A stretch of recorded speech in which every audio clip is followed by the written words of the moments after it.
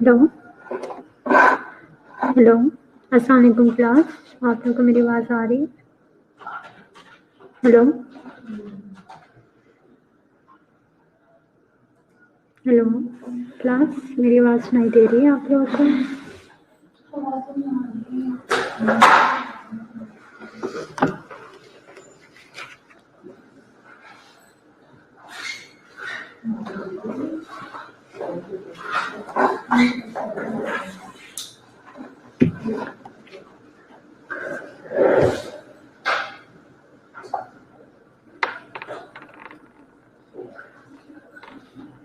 Hello, okay class, almost ज़्यादा बच्चों को आवाज़ सुनाई दे रही है। तो आज का जो लेक्चर है वो है नॉर्मल फ्लोरा पर। क्लास, आप लोगों ने पहले नॉर्मल फ्लोरा के बारे में पढ़ा हुआ है। जो भी पढ़ा है आप लोग एक एक मतलब वर्ड्स में नॉर्मल फ्लोरा को डिफाइन करें और अपनी अपनी डेफिनेशन, मतलब डेफिनेशन एग्जैक्टली मैं कह रही, कुछ भी जो नॉर्मल फ्लोरा को आप मैक्सिमम 5 वर्ड्स में एक्सप्लेन कर सकते हैं और लिख कर भिजवाएं। क्लास, आप लोगों ने मुझे ये लिखकर अभी अभी भिजवाना है।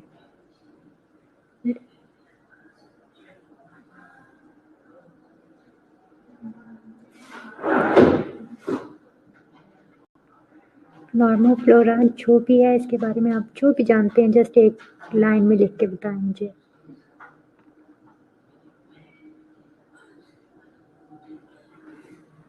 Class, I am waiting. What is normal flora?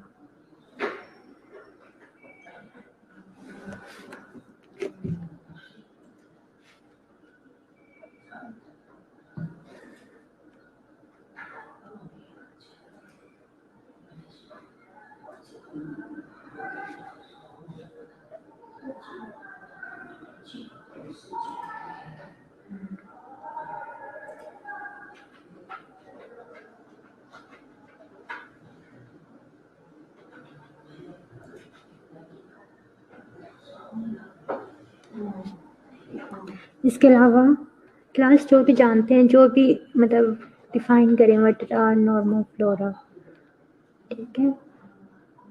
जो भी नॉर्मल फ्लोरा के बारे में जो जानता है वो बताएं मुझे।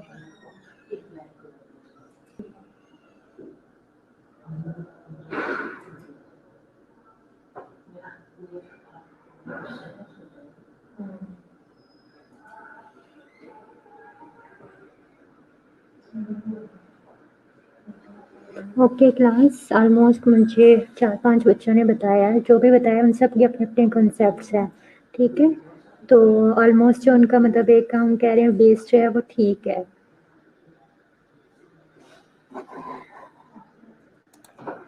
Okay class, we can define normal flora as various bacteria and fungi that are permanent residents of healthy normal person. ठीक है? तो बैक्टीरिया और फंजाई, अब माइक्रो ऑर्गेनिज्म की अगर हम स्पेसिफिक बात करें तो माइक्रो ऑर्गेनिज्म में मैंने जो आप लोग को क्लासेस पढ़ाई हैं वो 5 क्लासेस थी, ठीक है? तो ये 5 की 5 क्लासेस जो हैं वो माइक्रो ऑर्गेनिजम्स की नॉर्मल फ्लोरा में इंक्लूड नहीं होती। क्लास ये बात क्लियर हुई? जस्ट बैक्टीरिया और फंजाई, ये दो जो है माइक्रो ऑर्गेनिजम्स की टाइप्स जो है माइक्रोफ्लोरा में इंक्लूड होती हैं। इसके अलावा अगर कोई वायरस है, ठीक है, वो इसमें नहीं इंक्लूड होगा। वायरस जो है वो नॉर्मल फ्लोरा कभी भी नहीं हो सकता।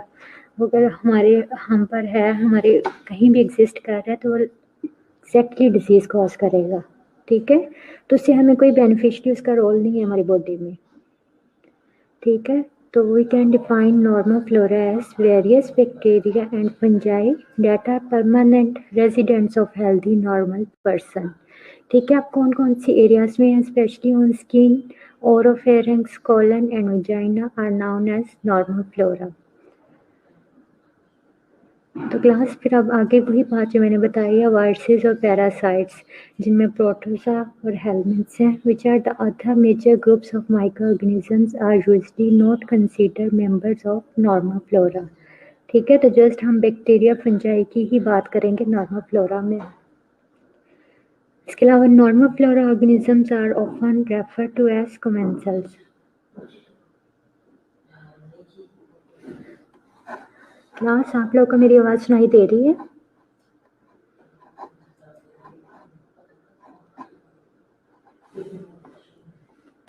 Okay. What are commensals? Commensals are organisms that derive benefit from another host but do not damage that host, ठीक है। तो अब ये कि मैं ये कह रही हूँ कि नॉर्मल फ्लोरास जो हैं उन्हें हम कमेंसल्स भी कहते हैं। तो ये जो है डैमेज हमें कभी होस्ट को जो है वो कोई भी हार्म नहीं पहुँचाते, ठीक है। क्लास क्लियर हुआ? इसके टाइप्स हैं, what are the types of normal flora? Two main types हैं, ठीक है, जिनमें रेजिडेंटल फ्लोरा है और ट्रांसिएंट फ्लोरा है। रुशना, आपको क्यों नहीं आवाज सुनाई दे रही है? बाकी सबको सुनाई दे रही है। क्लास अगर किसी और को इशू है आवाज का तो मुझे बताएं। क्लास किसी और को आवाज का इशू हो रहा है?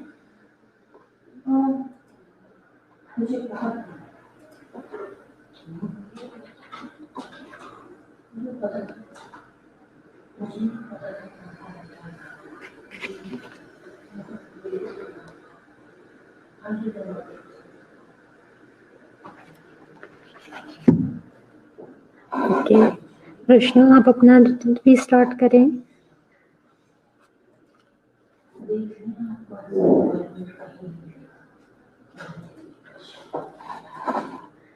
ओके क्लास, तो मैंने इसकी टू टाइप्स के बारे में बताया है, रेजिडेंटल फ्लोरा और ट्रांसिएंट फ्लोरा।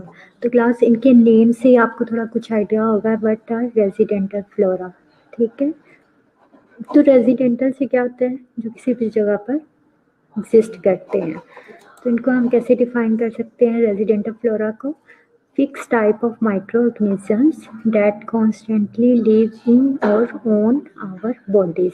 तो ऐसे माइक्रो ऑर्गेनिजम्स जिनमें मैं बात कर रही हूँ बैक्टीरिया और फंजाई की, जो कि कॉन्स्टेंटली मीन परमानेंट हो हमारी बॉडी के अंदर या बाहर कहीं भी एग्जिस्ट कर रहे हैं, तो उन्हें रेजिडेंटल फ्लोरा कह रहे हैं। तो what is transient microbiota? Microorganisms that are temporarily found in the human body are called transient, ठीक है। तो इनकी डेफिनेशन में डिफरेंस आपको पता चला, ये जस्ट टेम्परेरी एग्जिस्ट करते हैं, बट रेजिडेंटल जो है वो परमानेंट रेजिडेंट है हमारी बॉडी के, फिक्स्ड। ओके अक्सर right, residential flora are fixed, ये फिक्स्ड है, हमेशा वही माइक्रो ऑर्गेनिज्म हमारी बॉडी के ऊपर रहते हैं। बट ट्रांसिएंट माइक्रोबायोटा वो होते हैं जो जस्ट किसी भी टाइम के लिए, शॉर्ट टाइम के लिए, उसमें 1 घंटा, चंद मिनट्स, ठीक है, डेज और वीक्स भी हो सकते हैं। ओके क्लास, इसका सेकंड पॉइंट ये है, इसमें जो रेजिडेंटल फ्लोरा है वो हमारे लिए नॉन पैथोजेनिक है, ठीक है। कि वो जब हमारी बॉडी के ऊपर परमानेंट एग्जिस्ट करते हैं तो हमें कोई हार्म नहीं पहुंचाते। बट ट्रांसिएंट जो माइक्रोब्स होते हैं वो थोड़ी टाइम के लिए हमारी बॉडी के ऊपर आते हैं, ठीक है ना। जैसे कि अब फॉर एग्जांपल हमने कहीं टच किया, ठीक है, या किसी इन्वायरमेंट में ऐसी हवा में गए, एयर में गए जहाँ माइक्रो ऑर्गेनिजम्स प्रेजेंट थे, ठीक है। तो इससे ये होता है कि आप फॉर एग्जांपल हमने कहीं टच किया तो वहाँ जो माइक्रो ऑर्गेनिज्म प्रेजेंट था तो हमारे हाथ के साथ लग जाता है, ठीक है, अटैच हो जाता है। तो इसमें ये होता है कि जब तक हम हैंड वॉशिंग नहीं करते हो तब तक हमारे हैंड के ऊपर रहता है, और जैसे हम हैंड वॉशिंग करते हैं, शावर लेते हैं, तो बहुत जो है वो बैक्टीरिया जो है वॉश आउट हो जाता है, ठीक है। तो इस तरह वो टेम्परेरी टाइम के लिए हमारी बॉडी के ऊपर एग्जिस्ट करता है। अब वो जो टेम्परेरी टाइम के लिए आता है वो कोई भी बैक्टीरिया हो सकता है, पैथोजेनिक भी हो सकता है और नॉन पैथोजेनिक भी हो सकता है, ठीक है। इसलिए हमेशा कहते हैं कि हैंड वॉशिंग जो है वो बेस्ट प्रिवेंशन है किसी भी इन्फेक्शन को प्रिवेंट करने के लिए, ठीक है। फॉर एग्जांपल आप हॉस्पिटल में गए तो वहाँ बहुत से पैथोजेनिक बैक्टीरिया होते हैं, ठीक है। तो आपने हो सकता है कि वो पैथोजेनिक बैक्टीरिया को अडॉप्ट किया हो, ठीक है। उसके बाद सेकंड बात इसकी ये है जो रेजिडेंटल फ्लोरा में है, एक residential flora disturb it reestablishes itself. इसका मतलब ये है कि अगर फॉर एग्जांपल रेजिडेंटल फ्लोरा जो हैं वो कुछ टाइम के लिए इधर उधर होते हैं या किल हो जाते हैं तो दोबारा से ही अपनी जहाँ पर वो फिक्स्ड एरिया है दोबारा से उनकी ग्रोथ उधर हो जाती है, ठीक है। बट इसका सेकंड ऑप्शन में ये आता है कि फॉर एग्जांपल अगर रेजिडेंटल फ्लोरा जो है एक टाइम पर जो वहाँ के नॉर्मल फ्लोरा थे वो किल हो जाते हैं, किसी भी डिफरेंट इसके रीजंस हो सकते हैं। फॉर एग्जांपल जैसे हमने एंटीबायोटिक्स लिए हैं, एंटीबायोटिक्स की वजह से क्या होता है कि हमारे स्टमक में बहुत से जो बैक्टीरिया होते हैं जो हमारे लिए बेनिफिशियल होते हैं वो किल हो जाते हैं, ठीक है। तो वहाँ पर जो स्पेस होती है जो रेजिडेंटल फ्लोरा ने ऑक्यूपाई की होती है वो एक तरह से खाली हो जाती है। तो जो ट्रांसिएंट फ्लोरा जिनको एक तरह से अपॉर्चुनिटी नहीं मिल रही होती प्रॉपर अटैचमेंट की, ठीक है, तो वो वहाँ जाके वो सारी स्पेस जो एक तरह से रेजिडेंटल फ्लोरा की थी बट उस टाइम वहाँ पर नहीं वो प्रेजेंट थे, किल हो गए थे या वट एवर जो रीज़न था उसका, ठीक है। तो स्पेस जब ट्रांसिट फ्लोरा को मिलती है तो क्या करते हैं कि वहाँ पर अटैच हो जाते हैं। अटैचमेंट में आपका इसका पढ़ा होगा कि प्रॉपर इसका जो टर्म है वो क्लोनाइजेशन होती है। तो जब ये ट्रांसिट बैक्टीरिया पैथोजन बैक्टीरिया क्लोनाइज हुए तो क्या करेंगे उनकी प्रोलिफरेशन होगी और फिर अल्टीमेटली क्या है वो डिजीज कॉज करेंगे, ठीक है क्लास। इसलिए रेजिडेंटल फ्लोरा का प्रेजेंट होना बहुत इम्पोर्टेंट है, ठीक है। फॉर एग्जाम्पल अगर वो एक तरह से वहाँ पर जो है वो उनकी मतलब किलिंग हुई है या किसी भी वे में वो वहाँ से वॉश आउट हो गए हैं या जो भी वे था तो उनकी रीग्रोथ मस्ट है। इसके अलावा जो फोर्थ पॉइंट है और 2 से 3 बजे ये फाइनल ईयर के साथ है इसलिए जी फाइनल ईयर के बाद फिर जो है ना पोस्ट आ रही के साथ मैंने मैसेज करूँगी।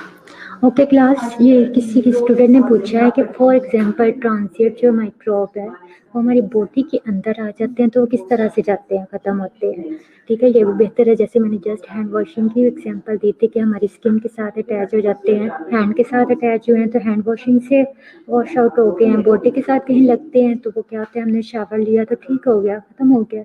अगर वो अंदर आके हैं इन्वेट करके हैं तो फिर किस तरह से वो ख़त्म होंगे, ठीक है। इसके ना 2 इसके सॉल्यूशन होते हैं किस तरह से वो ख़त्म होते हैं। फर्स्ट जो इसका वे होगा उसका ये होता है कि फॉर एग्जांपल अगर वहाँ पर रेजिडेंटल बैक्टीरिया जो कि हमारे लिए बेनिफिशियल है उन्होंने सारी स्पेसेस जो है ऑक्यूपाई किए हुए हैं तो ट्रांसिएंट बैक्टीरिया को स्पेस नहीं मिलती अटैचमेंट के लिए, तो जब तक उसे अटैचमेंट की साइट नहीं मिलती तो वो तब तक ऐसे जस्ट फ्लोटिंग वे में होते हैं, ठीक है। तो जब उन्हें स्पेस नहीं मिलती तो तब तक अटैच नहीं होंगे तो वो डिजीज कॉज नहीं करेंगे, ठीक है। तो वो वेट करते हैं, ठीक है। अगर उनको वहाँ पर स्पेस नहीं मिल रही होती तो क्या होते हैं कि हमारे इंटेस्टाइन से होते हुए मतलब प्रॉपर वे में वो जो है एक्सक्रीट हो जाते हैं, ठीक है। तो ऐसे होते हैं कि फॉर एग्जांपल अगर वो हमारे इंटेस्टाइन में चले गए हैं, ठीक है, गैस्ट्रिक में चले गए हैं, हमारे स्टमक में चले गए हैं तो स्टमक में क्या होता है कि एक तरह से एसिडिक इन्वायरमेंट होता है, ठीक है। तो पीएच जो एसिडिक है तो बैक्टीरिया के लिए हार्मफुल होती है तो वो बैक्टीरिया किल हो जाते हैं क्योंकि स्टमक के अंदर या इंटेस्टाइन के अंदर सिर्फ वही बैक्टीरिया सर्वाइव करेंगे जो वहाँ के नॉर्मल रेजिडेंट है, ठीक है ना, जो उस पीएच पर सर्वाइव कर सकते हैं। अब जो ट्रांसिट बैक्टीरिया बाहर से आए हैं वो तो इस पीएच पर नहीं सर्वाइव कर सकेंगे तो अल्टीमेटली उनकी डेथ हो जाती है।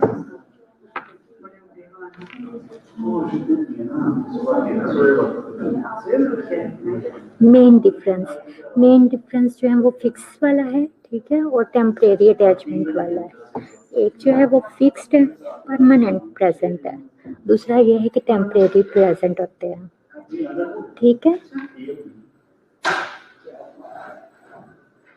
इस्टेब्लिशमेंट वाला मतलब कि अटैचमेंट वाला कह रही है ना। हाँ, तो अटैचमेंट ये है कि वो फिक्स्ड अटैच्ड है, और ये जो है टेम्परेरी अटैच होते हैं हमारी बॉडी के साथ। ठीक है, तो यही मेन डिफरेंस है डेफिनेशन में ना। ये जो फर्स्ट मैंने रो लिखी हुई है वो इनकी डेफिनेशन है, तो आप लोग ऐसे भी लिख सकते हैं, residential flora are defined as fixed type of microorganism that constantly live in or on our bodies। ठीक है, क्लास क्लियर है डेफिनेशन से?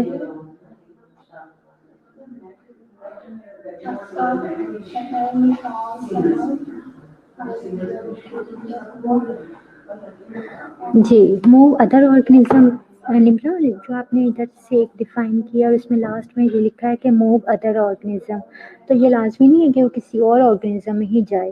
ठीक है, वो हमारे इन्वायरमेंट में भी आ सकता है। ठीक है,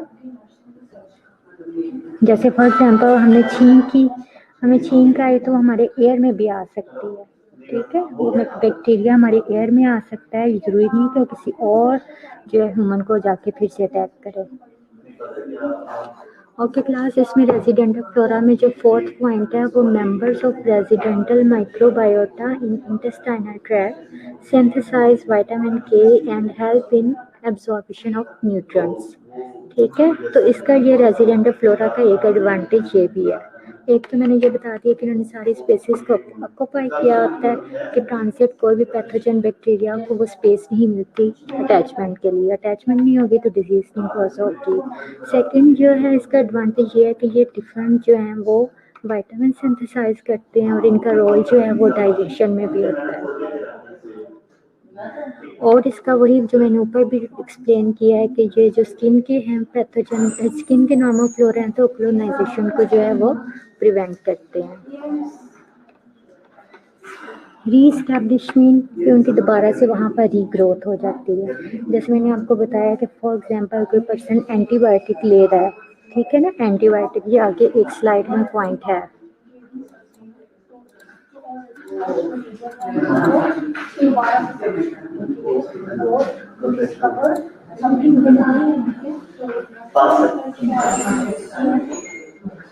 क्लास ये जो है इस स्लाइड में जो है सेकंड वाला एडवांटेजेस में सेकंड पॉइंट देखिए, जिसमें महानूर ने क्वेश्चन किया है कि व्हाट इज रीस्टैब्लिशमेंट।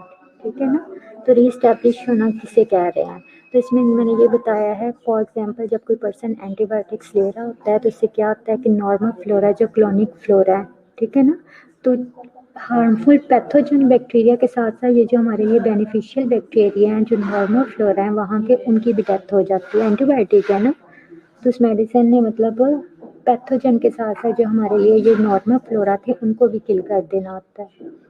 ठीक है, तो इससे क्या होता है जब ये नॉर्मल फ्लोरा की डेथ हो जाती है तो ऐसे रिजल्ट क्या होता है कि नॉर्मल फ्लोरा कम हो जाते हैं बॉडी में क्लोन में।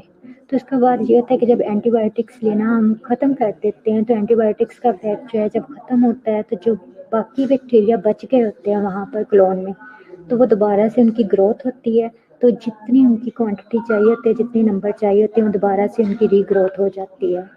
ठीक है, तो जब दोबारा उसकी ग्रोथ हुई है तो जितनी स्पेसिस थी वो दोबारा से ऑक्यूपाई हो जाती हैं। क्लास रीस्टैब्लिश का पता चला आपको? रीस्टैब्लिशमेंट के फॉर एग्जाम्पल उनकी दोबारा से ग्रोथ हो जाती है, जो बैक्टीरिया बच गए हैं एंटीबायोटिक्स लेने के बाद जो बच जाते हैं उनकी दोबारा से ग्रोथ होती है और दोबारा से रीस्टैब्लिश हो जाते हैं। महानूर क्लियर हुआ?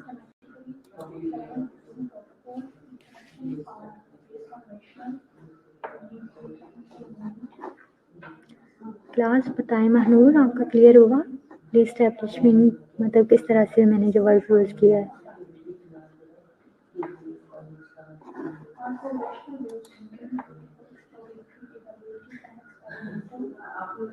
हेलो हेलो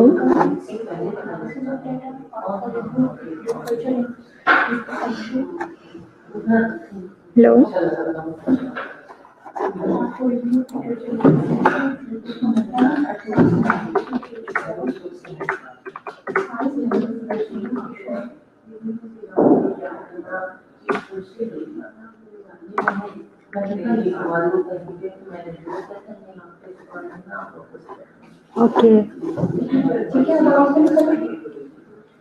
ओके क्लास, आप जो है नॉर्मल फ्लोरा की डिस्ट्रीब्यूशन किस तरह है हमारे बॉडी में, ठीक है। तो क्लास मैंने एक दिन आप लोगों को क्लास में बताया था कि जो भी हमारी बॉडी है वो डिफरेंट सेल्स से मिलकर बनी हुई है, ठीक है। छोटे छोटे सेल्स जो हैं वो मिलकर हमारी पूरी बॉडी को बनाते हैं, स्ट्रक्चर बनाते हैं। तो इसमें ये बताया हुआ है कि पूरे बॉडी के अगर सेल्स को काउंट करें तो वो 10 की पावर 13 सेल्स बनते हैं, ठीक है ना। 10 पावर 13, ये इतने जो है हमारे बॉडी के अंदर छोटे छोटे सेल्स हैं। अच्छा, तो बैक्टीरिया ये नॉर्मल फ्लोरा कितने हमारी बॉडी में प्रेजेंट है, ये 10 पावर 14, ठीक है ना। 10 की पावर 14 मतलब कि 10 पावर 13 के कंपैरिजन में ये 10 पावर 14 है, मतलब 10% जो है ये नॉर्मल फ्लोरा ज़्यादा है, ठीक है। तो मतलब एक सेल के लिए एक नॉर्मल फ्लोरा से भी ज़्यादा नॉर्मल फ्लोरा प्रेजेंट है। छोटा सा सेल है तो वो छोटे से बैक्टीरिया से कवर हो सकता है ना। तो अब ये है कि एक सेल को ऑलमोस्ट मतलब एक 2 बैक्टीरिया जो है कवर किए होते हैं। इस तरह जो है पूरा सेल जो है कवर होता है, तो किसी भी पैथोजन बैक्टीरिया को स्पेस नहीं मिलती अटैचमेंट के लिए, ठीक है। और ये कह रहे हैं कि इन नॉर्मल फ्लोरा में सबसे ज़्यादा जो है बैक्टीरिया नॉर्मल फ्लोरा कहाँ पर प्रेजेंट होते हैं, वो क्लोन में प्रेजेंट होते हैं। मैंने क्लोन की एग्जांपल दी थी। तो क्लोन में जो है 2 टाइप्स के जो बैक्टीरिया क्लासेस बताई हुई हैं जो सबसे ज़्यादा प्रेजेंट है, उनमें है फिर्मिक्यूट्स और बैक्टीराइड्स। फिर्मिक्यूट्स जो है वो 64% है, बैक्टीराइड्स जो है वो 23% है। ओके ओके रोशना, ठीक है क्लास। उसके बाद अब जो है इनकी डिस्ट्रीब्यूशन, ये मैंने आप लोगों को बताई थी कि टोटल इनके नंबर्स कितने हैं हमारी बॉडी में, और इनकी अब डिस्ट्रीब्यूशन बताऊँ कि डिफरेंट साइट्स में कहाँ के नॉर्मल फ्लोरा, किस साइट का कौन सा नॉर्मल फ्लोरा है, ठीक है। तो इसको ना मैंने अब 2 में डिवाइड्स किया है। एक जो है वो जहाँ पर बैक्टीरिया प्रेजेंट है और दूसरे एरियाज वो हैं जहाँ पर बैक्टीरिया नहीं प्रेजेंट होते, ठीक है। वो स्टीराइल साइट्स हैं। तो इनमें पहले मैं स्टीराइल साइट्स के बारे में बता रही हूँ कि सेंट्रल हमारा जो ब्रेन है, सेंट्रल नर्वस सिस्टम, वहाँ पर कोई बैक्टीरिया प्रेजेंट नहीं होता, ठीक है। वहाँ पर बैक्टीरिया प्रेजेंट नहीं है, वो स्टीराइल एरिया है। ब्लड में कोई बैक्टीरिया नहीं होता। अगर ब्लड में कोई बैक्टीरिया आ रहा है तो इसका मतलब है कि हमें कोई ना कोई इन्फेक्शन है। इसके अलावा bronchi, alveoli, liver, spleen, kidneys और ब्लैडर में कोई बैक्टीरिया नहीं आता। यहाँ का कोई नॉर्मल फ्लोरा नहीं है, ठीक है। तो कहाँ कहाँ पे नॉर्मल फ्लोरा प्रेजेंट होते हैं, इनकी नॉर्मल सेल्स कौन कौन सी हैं, उनमें स्किन है, नोज है, माउथ है, डेंटल प्लेग है, थ्रोट, कोलन और विजाइना है। स्किन में जो नॉर्मल फ्लोरा है, जो आप लोग को इसके नाम पता होने चाहिए। एग्जाम्पल्स में आप लोगों ने नाम, फॉर एग्जाम्पल कोई नॉर्मल फ्लोरा का आपसे पूछता है तो नॉर्मल फ्लोरा की आपने पहले डेफिनेशन लिखनी है। अगर उसके टाइप्स लिखी पूछी हुई है तो फिर आपने उनके 2 टाइप्स के बारे में लिखना है, ठीक है। अगर टाइप्स नहीं लिखी हुई तो आपने डेफिनेशन के बाद ये एग्जांपल्स देनी है। ये जो भी स्लाइड्स है, ये एग्जांपल्स की स्लाइड है। सारे बैक्टीरिया, हाँ जी। स्किन का कौन सा नॉर्मल फ्लोरा है ये आपको याद रखना है, ठीक है। और एमसीक्यू में सिंपल ये भी पूछ सकते हैं कि नोज का नॉर्मल फ्लोरा कौन सा है, ठीक है। थ्रोट में नॉर्मल फ्लोरा कौन सा है, मैंने सिर्फ एक एक नाम लिखा हुआ है और ये एक एक नाम ही आप लोगों को मस्ट याद होना चाहिए। एमसीक्यूज में F1 में सिंपल बहुत से जो है ये डेंटल प्लेग से रिलेटेड क्वेश्चंस आते हैं, ठीक है। तो इसका आंसर जो होगा ना, फॉर एग्जांपल किसी भी एमसीक्यूज में डेंटल प्लेग का ऑप्शन आ रहा है, ठीक है, तो इसमें कोई एमसीक्यूज आता है तो उसमें ये इस बैक्टीरिया का जरूर आंसर होगा।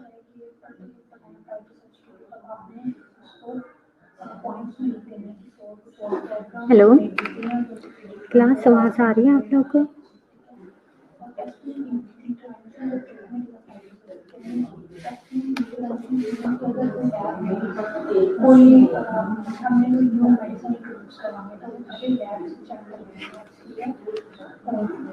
उनके क्लास स्किन का जो नॉर्मल फ्लोरा है वो स्टेफिलोकोकस एपिडर्माइटिस है, ठीक है, और इसके बारे में ये बताया हुआ है, it is an important cause of infections of prosthetic heart walls and prosthetic joints.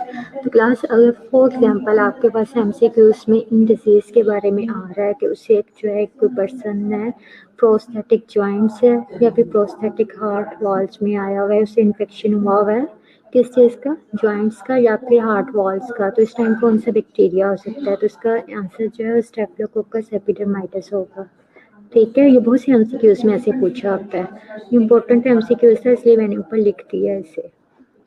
Knows का जो नॉर्मल फ्लोरा है वो स्टेफिलोकोकस ऑरियस है, माउथ में है स्टेफिलोकोकस विरिडेंस है, डेंटल प्लेग में स्टेफिलोकोकस म्यूटेंस, थ्रोट में है विरिडेंस स्ट्रेप्टोकोकाई, कोलन में है बैक्टीरियाइड्स फ्रैजिलिस और इकोलाई, वजाइना में है लैक्टोबैसिलस, इकोलाई और ग्रुप बी स्ट्रेप्टोकोकाई। तो क्लास, इनमें सब के मतलब ये जो डिफरेंट एरियाज हैं और इनके जो नॉर्मल फ्लोरा हैं, ये आपको पता होने चाहिए। ठीक है, अगर कोई एमसीक्यूज नहीं है या जस्ट आपसे डेफिनेशन के साथ आपने एग्जांपल्स में देना है तो तब तो आप 2-3 नाम लिख सकते हैं। ठीक है, एरिया और उसके नॉर्मल फ्लोरा। अगर आपसे पूरा क्वेश्चन एग्जांपल्स के साथ पूछा हुआ तो फिर तो ये आपको सारे लिखने पड़ेंगे, और ये एक नाम है, आपको बस याद होना चाहिए, सिंपल भी। स्टीराइल साइट्स मैंने बता दिए जहाँ नॉर्मल फ्लोरा एग्जिस्ट नहीं करते। ठीक है, फॉर एग्जांपल अगर इनके अंदर जो है हम कोई बैक्टीरिया प्रेजेंट है तो मस्ट डिजीज कॉज करेगा।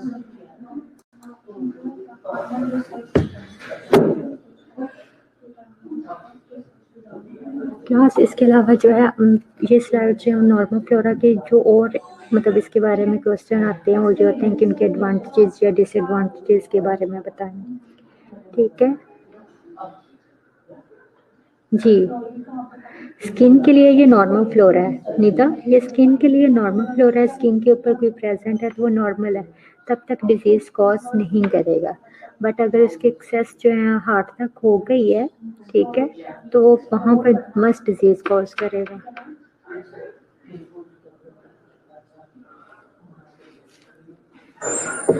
ये तो कॉमन सेंस है ना कि मतलब जब भी नॉर्मल फ्लोरा अपनी जो है एग्जैक्ट पोजीशन जो उसकी फिक्स्ड पोजीशन है, साइट है, वहाँ से जो है वहाँ से मूव करता है तो किसी भी और एरिया में जाके डिजीज ही कॉज करता है। ठीक है, तो ये मैंने इसकी एग्जांपल दी है कि जब स्ट्रेप्टोकोकस एपिडर्माइटिस जो है वो अपनी फिक्स साइट को स्किन को छोड़कर कहीं और जाता है, जैसे हार्ट में जाता है, तो ये वहाँ पर जाके ये प्रोस्थेटिक हार्ट वॉल वगैरह की डिजीज कॉज करता है। ठीक है, अच्छा, इनके एडवांटेजेस के बारे में जो मतलब आपके सिलेबस में है उसका ये है कि मिनिमम 3 एडवांटेजेस होने चाहिए नॉर्मल फ्लोरा के, जो आपको पता होने चाहिए। तो इसका जो पहला जो एडवांटेज है वो मैंने आपको बताया कि सबसे पहले इसने क्या हमें प्रोटेक्शन प्रोवाइड करनी है। प्रोटेक्शन किस तरह किससे प्रोवाइड करनी है, डिफरेंट डिसीजेज से, डिफरेंट जर्म्स से। तो किस तरह प्रोवाइड करते हैं, सारी स्पेसिस को ऑक्यूपाई करके, जितनी भी साइड्स हैं हमारी पूरी बॉडी को कवर करके, किसी भी पैथोजन के लिए कोई भी स्पेस जो है वो नहीं छोड़ते। ठीक है ना, तो इसको हम कैसे बताएंगे, they constitute a protective host defence mechanism. किस तरह, the non-pathogenic resident bacteria occupy attachment sites on the skin and mucus that can interfere with colonization by pathogenic bacteria. Hello class, बाकियों को आवाज आ रही है मेरी?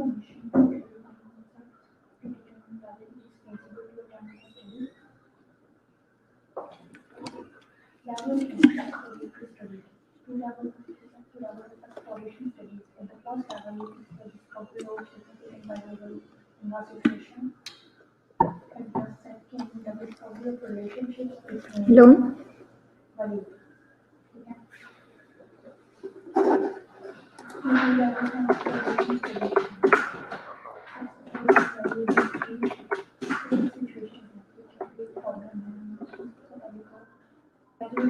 Hello,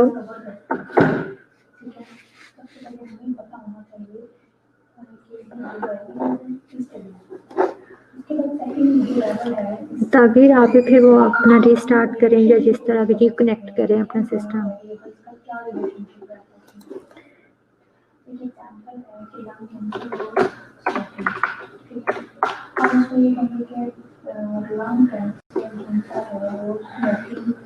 smoking is a reason, ठीक है ना, हम दोनों का रिलेशनशिप है, तो स्मोकिंग का मैं आपको लर्न कर सकती हूँ। ये दो वेरिएबल हैं, लर्न कैंसर और स्मोकिंग, और हमने सेकंड लेवल में हमने उनके रिलेशनशिप को डिस्कवर किया। ओके, क्लियर है?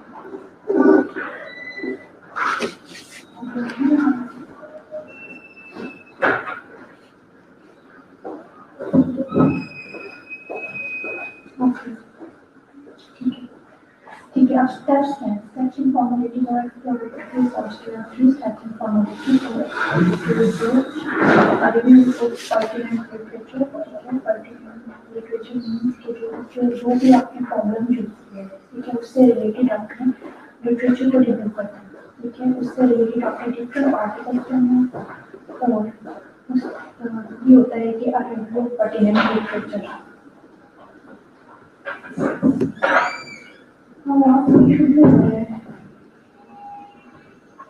चीजें अपनी एक साइड करूँगा, चीजें आपको बाकी स्टूडेंट्स को आने नहीं है, रजिस्टर भी पड़ेगा।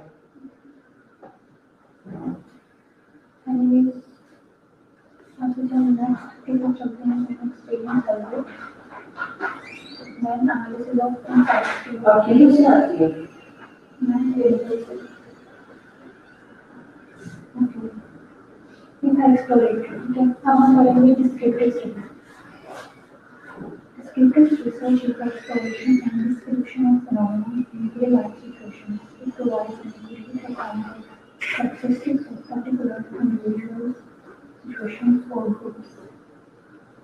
ठीक है, आपको डिस्क्रिप्टिव स्टडी का कुछ आइडिया होगा क्योंकि आपने भी प्रोजेक्ट्स करने हैं, जो आपने रिसर्च करने हैं, वो क्लास आवाज क्लियर हुई आप लोग को?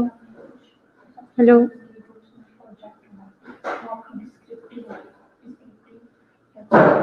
Okay class.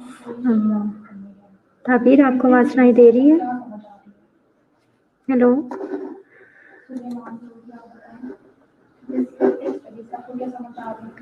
Okay class. ये रोनिका ने मुझसे पूछा है कॉलोनाइजेशन को दोबारा से रिपीट करता हूँ। कॉलोनाइजेशन मीन मतलब बेसिकली ये होती है कि आप जब भी कोई बैक्टीरिया है या कोई भी चीज़ है, पैथोजन है, नॉर्मल फ्लोरा जो भी है, वो तब तक हमारी स्किन के साथ अटैच नहीं हो सकता जब तक उसे स्पेस ना मिल जाए, ठीक है ना। तो जब उसे स्पेस, कोई फ्री स्पेस मिलती है, तो जब स्किन के साथ अटैच हो जाता है तो समझे वहाँ पर वो कॉलोनाइज हो गया है, ठीक है। कॉलोनाइजेशन मीन कि मतलब उसको वहाँ पर फेवरेबल कंडीशन या फेवरेबल साइट मिल गई है, ठीक है। क्लास क्लियर हुआ? कॉलोनाइजेशन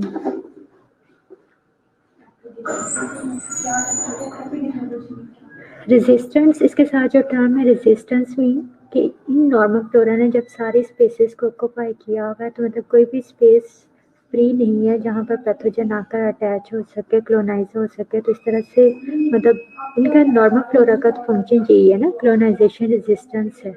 किन के लिए रेजिस्टेंस रेजिस्ट कर रहे हैं? जो पैथोजन बैक्टीरिया को रेजिस्ट कर रहे हैं, किसके लिए? तो अटैच ना हो सके। क्लास में स्टार्ट से ये पढ़ रही हूँ। किस तरह से इनका होस्ट डिफेंस में रोल है? The non pathogenic resident bacteria, non pathogenic mean जो नॉर्मल फ्लोरा है हमारी बॉडी के, occupy attachment sites on the skin and mucus. इन्होंने स्किन और म्यूकस की जितनी भी साइट्स हैं सबको ऑक्यूपाई कर लेना होता है, कि मतलब कोई स्पेस जो है वो फ्री नहीं छोड़ते, ठीक है। किसके लिए नहीं फ्री छोड़ते? किसी भी पैथोजन बैक्टीरिया के, मतलब कोई स्पेस फ्री नहीं है तो कोई भी पैथोजन जो है वो आकर वहाँ अटैच नहीं होगा, कॉलोनाइज नहीं हो सकता, ठीक है। Site on skin and mucus that can interfere with colonization by pathogenic bacteria. तो इस तरह के ability of members of normal flora to limit the growth of pathogen is guard colonization resistance और बैक्टीरियल इंटरफेरेंसेस। ठीक है class, ये clear हुआ कि मतलब जब उन्होंने सारी स्पेसिस जो है ऑक्यूपाई कर ली हैं तो उन्होंने जो पैथोजेनिक बैक्टीरिया उनके लिए तो ये क्लोनाइजेशन रेजिस्टेंस के तौर पे एक्ट करते हैं। ठीक है, तो उनका सेकंड पॉइंट किस तरह इसका मजीद एक्सप्लेनेशन मतलब किस तरह हम एक्सप्लेन कर सकते हैं। The normal flora is suppressed. Normal flora जितनी भी मतलब सारी साइट्स कवर की होती हैं, तो अगर इनमें से नॉर्मल फ्लोरा सप्रेस्ड मीन मतलब किल हो जाते हैं या ख़त्म हो जाते हैं तो क्या होता है, पैथोजन में ग्रो एंड कॉज डिजीज। तो वो जो है जहाँ पर पैथोजन नॉर्मल फ्लोरा स्प्रेस होता है वो एरिया जो है वो फ्री हो जाता है, साइट फ्री हो जाती है, तो पैथोजन जो पैथोजेनिक बैक्टीरिया वो वहाँ आकर अटैच हो जाते हैं, क्लोनाइजेशन होगी तो अल्टीमेटली क्या होगा, डिजीज प्रोसेस स्टार्ट कर देते हैं। For example, antibiotics can reduce normal colonic flora that allows Clostridium difficile, which is resistant to the antibiotics, to overgrow and cause pseudomembranous colitis. Class इस एग्जाम्पल की आप लोगों को समझ आई?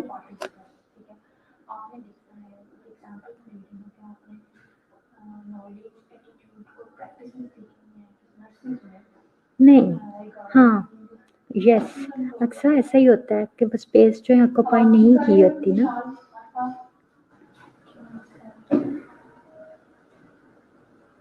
जब कोई फेवरेबल कंडीशन पैथोजेनिक बैक्टीरिया को मिलती है, फेवरेबल कंडीशन में सब कुछ होता है। ठीक है, एक तो इनके वहाँ पर साइट होनी चाहिए, एरिया होना चाहिए, फ्री एरिया होना चाहिए, उसके अलावा और बहुत सी फेवरेबल कंडीशंस मैंने आप लोगों को बताया था कि वहाँ पर टेम्परेचर जो है वो पैथोजेनिक बैक्टीरिया के लिए मतलब ग्रोथ के लिए सूटेबल होना चाहिए, टेम्परेचर, पीएच, वहाँ की जो इन्वायरमेंट है, गैसेस इन्वायरमेंट है, जैसे कि एरोबिक कंडीशन अगर पैथोजेनिक बैक्टीरिया को चाहिए, अगर वहाँ पर एरोबिक कंडीशन ही है तो फिर ये सारी सब जो है फैसिलिटीज़ मिलके जो है पैथोजेनिक बैक्टीरिया को ग्रोथ के लिए चाहिए, ये सब फेवरेबल कंडीशंस प्रेजेंट होंगी तभी डिजीज़ होगी। ठीक है, सिर्फ ये नहीं होती कि एक उसे साइट मिल गई है अटैचमेंट के लिए और बाकी फेवरेबल कंडीशंस नहीं तो डिजीज़ कॉज हो जाएगी हमारी बॉडी में। ठीक है, एरिया के साथ मतलब एक साइट के साथ अटैचमेंट के अलावा और भी बहुत सी कंडीशंस हैं, वो सब जब अवेलेबल होंगी तभी डिजीज़ कॉज होगी। ठीक है क्लास, इसमें मैंने एंटीबायोटिक्स के एग्जांपल दी कि एंटीबायोटिक्स से क्या होता है कि ये जो है नॉर्मल फ्लोरा जो है क्लोनिक नॉर्मल फ्लोरा क्लोन्स की मैंने आपको एग्जांपल 2 दी हैं पहले, जो क्लोन्स में सबसे ज़्यादा बैक्टीरिया प्रेजेंट है उनमें कौन कौन से हैं। ठीक है ना, बैक्टीराइड्स बहुत ज़्यादा प्रेजेंट होते हैं, तो जब एंटीबायोटिक्स उन्हें भी किल करती है तो ये जो क्लोस्ट्रीडियम डिफिशियल बैक्टीरिया है ये एंटीबायोटिक को रेजिस्ट करता है कि मतलब ये उन एंटीबायोटिक से किल नहीं होता, तो जब ये किल नहीं होगा तो बाकी सारे बैक्टीरिया की ग्रोथ नहीं हो रही, सिर्फ ये क्लोस्ट्रीडियम डिफिशियल जो है ये इसी की ग्रोथ, एक बैक्टीरिया जब एंटीबायोटिक से किल नहीं हो रहा और इसे स्पेस मिलती जा रही है तो यही ग्रोथ इसी की ग्रोथ होगी ना, तो इसकी इतनी ज़्यादा क्वांटिटी और नंबर इसके इतने ज़्यादा हो जाते हैं कि इससे क्या एक तरह से डिजीज़ को हो सकती है, सोटोमेम्ब्रेनस कोलाइटिस। ठीक है,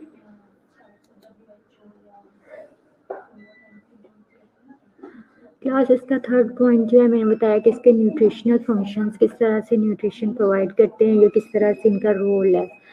उसमें ये है कि मैंने बताया था इंटेस्टाइनल बैक्टीरिया जो कि एक तरह से रेजिडेंट है बैक्टीरिया विथ क्लोन के, तो इन्होंने क्या सिंथेसाइज करना होता है, विटामिन बी और विटामिन के। ठीक है ना, इंपॉर्टेंट विटामिन है, हमारी बॉडी की रिक्वायरमेंट है, तो इनको सिंथेसाइज करते हैं और ये नेचुरल विटामिन की जो है हमारी बॉडी में नेचुरल मैन्युफैक्चरिंग होती है इनकी।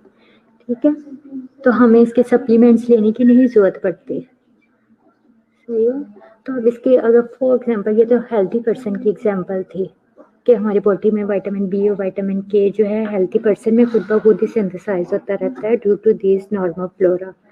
ठीक है, और फॉर एग्जांपल अगर जो है ऐसा पर्सन जिसके अंदर पुअर नरिश्ड पीपल वो are treated with oral antibiotics, मैंने ओरल एंटीबायोटिक्स से बताया कि उससे क्या होता है हमारे स्टमक जो इंटेस्टाइन के नॉर्मल फ्लोरा हैं वो भी किल हो जाते हैं, तो एक पर्सन जिसकी डाइट भी अच्छी नहीं है ऊपर से बैक्टीरिया भी किल हो गए नॉर्मल फ्लोरा जो इंटेस्टाइन के हैं जो कि विटामिन के और विटामिन बी सिंथेसाइज कर रहे हैं, तो ये दोनों फैक्टर्स अच्छी डाइट ना होना, ठीक है, ऊपर से बैक्टीरिया भी ख़त्म हो जाए दोनों, तो उससे क्या होगा, उसकी बॉडी में विटामिन की डेफिशिएंसी हो जाएगी। ठीक है, तो इस तरह से जो है हमारी बॉडी को ये विटामिन प्रोवाइड करते हैं, उसमें एक इम्पोर्टेंट रोल प्ले करते हैं।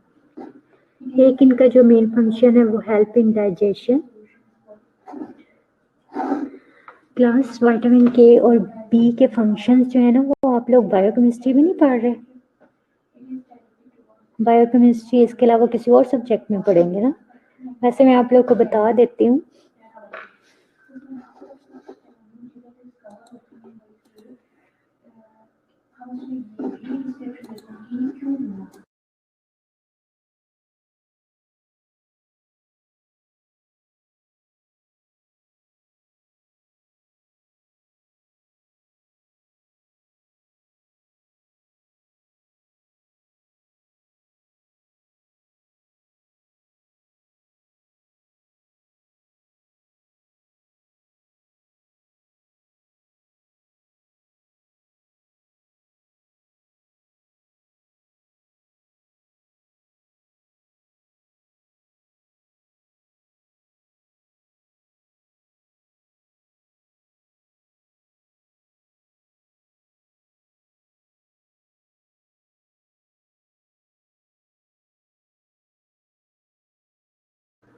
हेलो,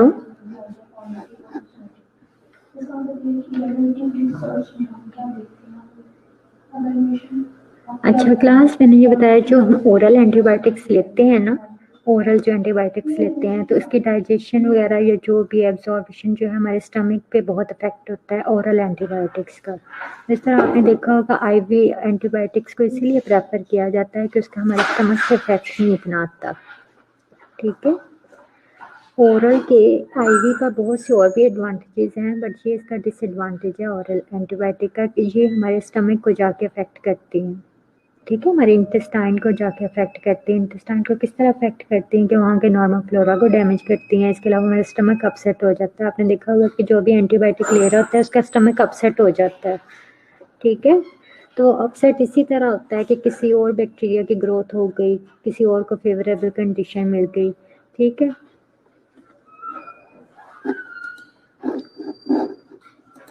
प्लस विटामिन बी में जो मेन रोल है ना वो बेसिकली इसका मेटाबॉलिक एक्टिविटीज़ में इसका मेन रोल होता है कि मेटाबॉलिज्म के थ्रू जो है डाइट की फूड की मेटाबॉलिज्म करके हमें जो है एनर्जी प्रोवाइड करते हैं। ठीक है, एनर्जी कहाँ कहाँ से हमें मिलती है आप लोग बताएंगे मुझे, मतलब बेसिक जो है कहाँ कहाँ कौन कौन सी फूड से हमें एनर्जी मिलती है।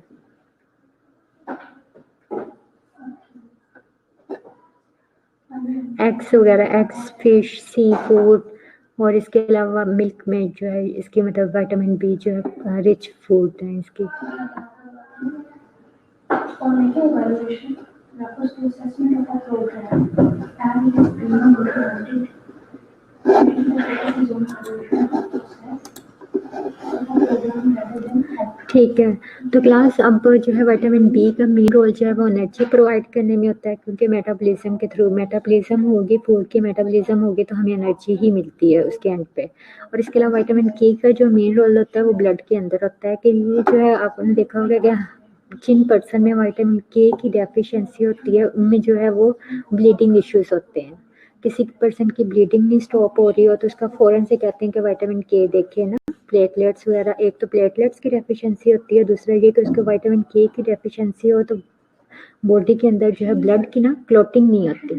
ठीक है, तो उससे कहीं ना कहीं इनसे ब्लीडिंग के इश्यू स्टार्ट हो जाते हैं। तो विटामिन के का रोल जो है वो क्लॉटिंग में होता है ब्लड में।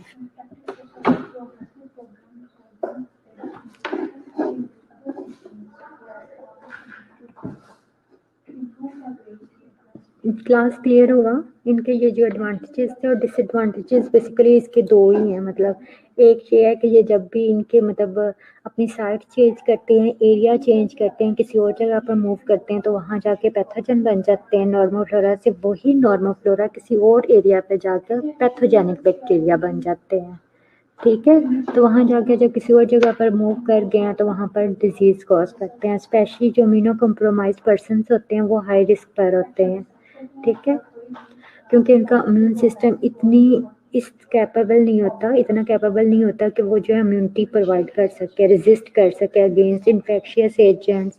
इन्फेक्शन मतलब कोई भी आपका फॉरेन पार्टिकल आ रहा है या किसी भी तरह से इतना कैपेबल नहीं होता, ठीक है। तो ये उनके अंदर वहाँ पर बहुत ज़्यादा एडवांटेज लेते हैं। नॉर्मल फ्लोरा अपनी साइड चेंज करके जो है वो डिफरेंट टाइप्स के डिजीजेस कॉज करते हैं। क्लास इन सारे टॉपिक में आप लोगों का कुछ कोई पॉइंट जो आप लोग पूछना चाह रहे हो? मैंने सबसे पहले नॉर्मल फ्लोरा को डिफाइन किया है कि various bacteria and fungi that are permanent residents of healthy normal person are called normal flora, ठीक है। उसमें मैंने बताया कि बैक्टीरिया फंजाई जो है नॉर्मल फ्लोरा में इंक्लूड होते हैं। टाइप्स में 2 टाइप्स है, रेजिडेंटल और ट्रांसिएंट है। रेजिडेंटल वो हैं जो कि फिक्स्ड परमानेंट किसी भी एरिया पर प्रेजेंट होते हैं, डिफरेंट एरियाज में ना डिफरेंट ऑर्गेनिज्म जो माइक्रो ऑर्गेनिज्म प्रेजेंट होते हैं वो रेजिडेंटल फ्लोरा में आते हैं। ट्रांसिट वो होते हैं जो हमारे बॉडी के ऊपर नॉर्मली प्रेजेंट नहीं होते, ठीक है, बट कुछ टाइम के लिए आकर अटैच होते हैं या हमारी बॉडी के ऊपर आते हैं, ठीक है। उसके बाद मैंने इन दोनों को डिफाइन किया, इनकी डेफिनेशन बताई और थोड़े उनके कुछ उनकी प्रॉपर्टीज के बारे में बताया, डिस्ट्रीब्यूशन बताई नॉर्मल फ्लोरा की। ये आप लोगों ने ये स्लाइड इम्पोर्टेंट है, ठीक है, कि कौन सी साइट का कौन सा है नॉर्मल फ्लोरा। इसके अलावा मैंने स्टीराइल साइट्स बताई जहाँ पर कोई भी नॉर्मल फ्लोरा प्रेजेंट नहीं होता, उनके एडवांटेजेस और डिसएडवांटेजेस के बारे में बताया। क्लास क्लियर है? मैं आप लोग की अटेंडेंस ले रही हूँ, टाइम पीछे काम है।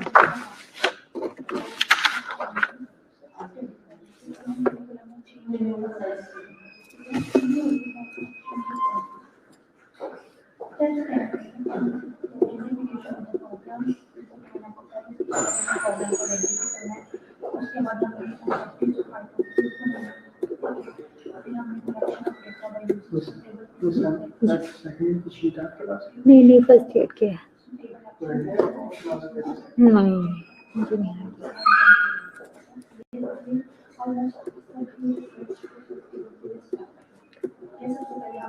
प्रॉब्लम पॉइंट करते हैं तो आप अपना प्रोजेक्ट करना है तो वहाँ भी आपको यूजिंग करना है। सबसे पहले प्रॉब्लम को आइडेंटिफाई करना है, फिर आपने ऑब्जेक्टिव्स बनाना है कि मैं जो रिसर्च का प्रोजेक्ट करने जा रहा हूँ, ठीक है, उसके ये ऑब्जेक्टिव्स हैं। और एक मैं हाइपोथेसिस बना दूँगी कि मैं जो काम कर रही हूँ या तो उसका रिजल्ट ही होगा या ये होगा, ठीक है, ये हाइपोथेसिस होगा। और फिर हम क्या करेंगे, फिर हम अपने पार्टिसिपेंट्स हमने ये रिसर्च करनी है जब जैसे कि हमने नर्सिंग को करनी है, ठीक है ना, हमारे पार्टिसिपेंट्स नर्सिंग है तो हम लोग क्या करेंगे, सबसे पहले हम डेटा कलेक्ट करेंगे, ठीक है, collection of data by using suitable tools and techniques. Then हम एक्शन प्लान जो था वो प्रिपेयर करेंगे, सूटेबल एक्शन प्लान। फिर हम जो हमारे पास डेटा आ गया है हमें उसको एनालाइज करना है और इंटरप्रेट करना है, ठीक है। उसके बाद हमें रिजल्ट्स करना है और समझ आ रहा है सबको? कोई क्वेश्चन हो? किसी का कोई क्वेश्चन है तो आप मेरे से पूछ सकते हैं।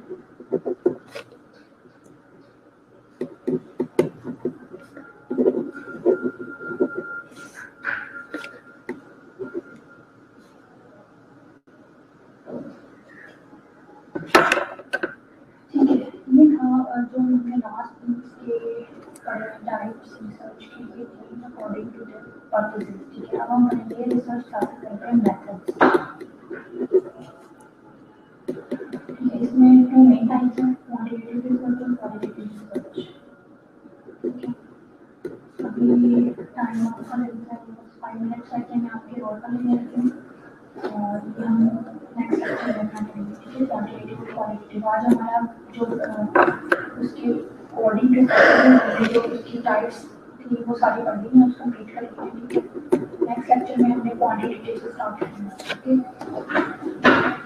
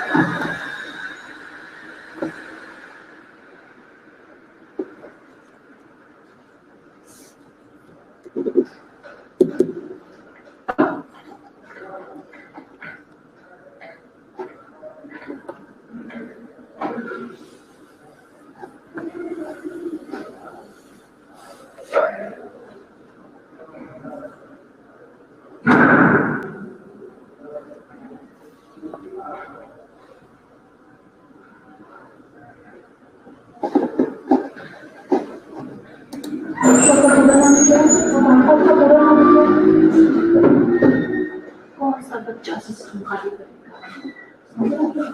4 to 5 2 to 7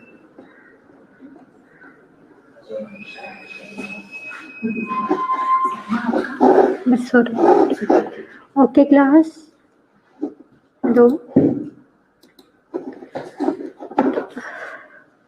ओके क्लास, अगर आप लोगों को कोई क्वेश्चन है या कुछ आप लोग मुझसे चाहते हैं तो भी मुझसे आप लोग पूछ सकते हैं, अदरवाइज टाइम कंप्लीट हो चुका है।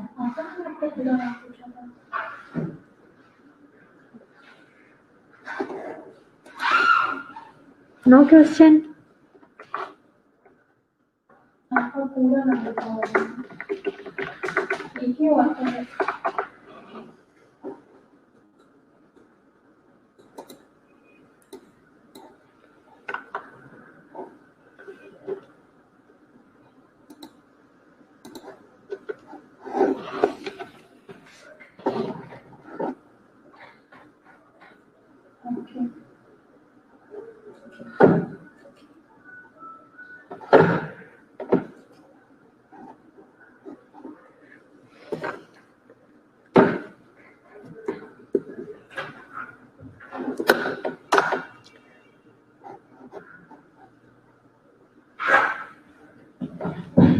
Okay, students.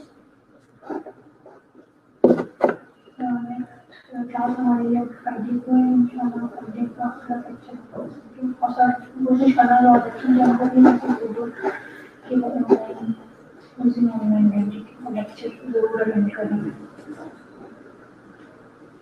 ओके।